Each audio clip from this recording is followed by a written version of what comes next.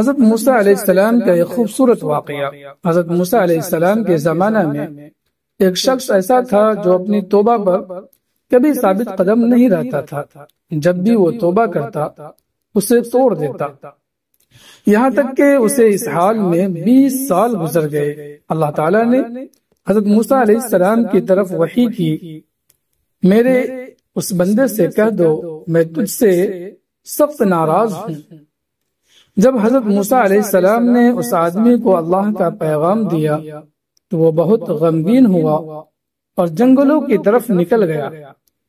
وہاں جا کر بارگاہ رب العزت میں عرض کی، اے رب ذوالجلال، تیری رحمت کم ہو گئی یا میرے گناہوں نے تجھے دکھ دیا؟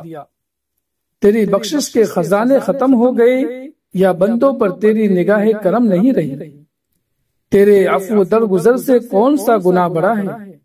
تو کریم ہے، میں بخیل ہوں، کیا میرا بخل تیرے کرم پر غالب آ گیا ہے؟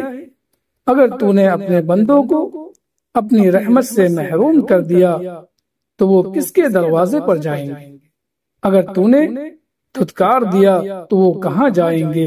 اے رب قادر اور قہار، اگر تیری بخشش کم ہو گئی اور میرے لیے عذاب ہی رہ گیا ہے تو تمام گناہ گاروں کا عذاب مجھے دے دے، میں ان پر اپنی جان قربان کرتا ہوں۔